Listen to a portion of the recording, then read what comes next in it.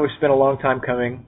The d-pawn's protected by the rook now. The bishop's finally free to explore that beautiful a8 to h1 diagonal. And it also throws a little bit of a wrench into my plan to get my knight to d6. It's now controlling this square through the knight. The knight can just move back, and now I've got no hope of getting here. But it's not the end of the world. I can still move there and then there pretty quickly, but it definitely is a little wrench in the plan. We're going to have some problems on g3 as well, which I deal with by this move here, which has two purposes. I've already gone over one of them, which is to keep the knight from hopping up here, but now it has the second function of getting this pawn off of his long diagonal. So if he moves his knight back and attacks something else, he doesn't have a discovered attack on my g2 pawn. So anytime you can accomplish two things or more with one move, then that's a really good candidate for the move you should play. Definitely file it away. You may be able to find something even better than that, so you don't necessarily have to want to jump on that move right away if you see it happening. But if you file away that move for later, and then you can go back and make sure that that's the move you actually want to make. Double-edged moves like that are a big, big, big plus. So we're at 22 g3. We're now going to look at his next move, which is knight c7. Knight c7, he's retreating his knight and really opening up this diagonal. I'm glad I've gotten that pawn out of the way now. I don't have to worry about that because he would be attacking both that pawn and the bishop. He can't get the, let's see, I can't get my knight there as easily because he's taken away this square from me. So that's sort of the second thing that happens with his move. He's attacking my bishop. He's restricting my knight's path up to d6.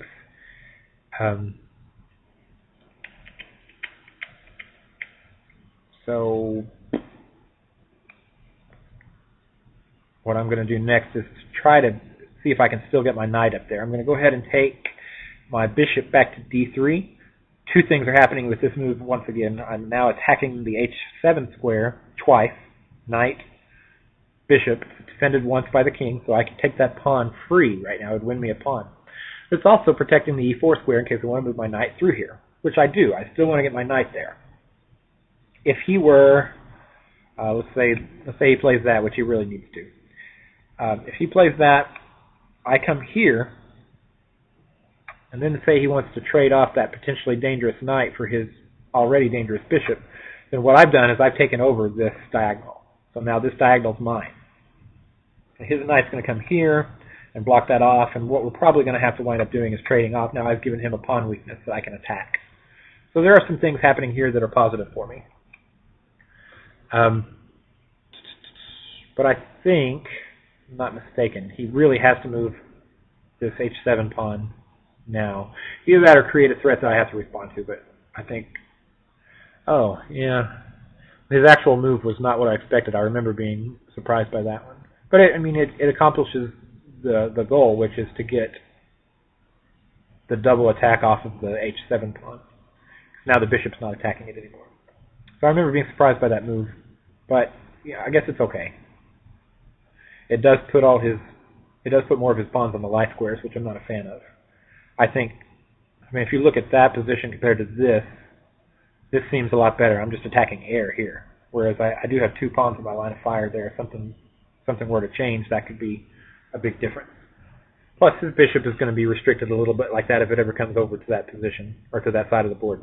So I definitely think h6 also forces my hand a little bit, where the other pawn move that he chose doesn't. I think h6 is probably preferable to g6 there. He might be able to explain what he's thinking, but I'm not really sure. It does accomplish the same thing. It just doesn't have any other benefits. So now I'm going to try to get my knight up there to d6. He knows that can't happen. If I get my knight to d6, it's a monster. And what I'll then try to do after that is to keep him from trading it off, or to get an advantage out of him trading off his knight for my knight. Ideally, I'd like to get rid of his knight and keep my knight there. I wouldn't mind his bishop having that huge diagonal, and I could just take it anytime I wanted to if I had my knight there. So that's the idea. The things that are being played with here are the knight coming to d6, the bishop with this diagonal, The rooks on the c-file still are, that's been delayed a little bit just because there's been a battle going on over these two squares. He decides to go ahead and trade that off. I don't blame him, but now I have this diagonal. I was pretty surprised he didn't jump to d5 here. I fully expected that. But in retrospect, it might have been a good idea. He's protecting his knight. He's mainly getting that rook off of the diagonal. I'm kind of thinking to myself as I'm looking at this, because I don't really remember. I didn't really go over anything here, but I don't know what was wrong with this. Maybe he's worried about this. I'm not sure. I don't. That doesn't do anything either. I mean, what am I supposed to do now? So this is kind of was another puzzling move, but it worked out in the end fine. I don't think I capitalized on whether that was a mistake or not. I don't know, but I wasn't able to capitalize on it either way. But at this point, I think the battle for these two squares is essentially over. He can't just come into d5 without me just threatening to take it and double his pawns at any point now. So the effectiveness of his d5 square is reduced greatly. I have nothing now that can go on the d6 square and camp other than a rook, which is not that great. So at this point, the race for the c-file starts.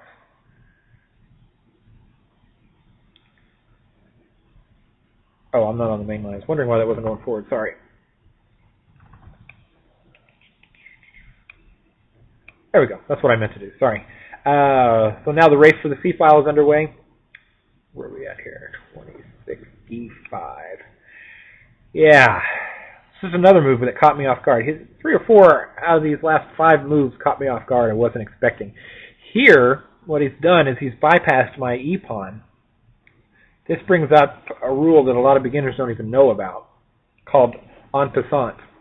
And if you move your pawn 2 squares to get past the capturing of a pawn, I can legally take that pawn just like this. And that's to do away with the ability of bypassing a pawn. You can't just get a passed pawn by moving 2 squares. It's called en passant. You can capture it as if it had only moved once, but you can only do that. This is the interesting part. You can only do that on the turn immediately following the double move.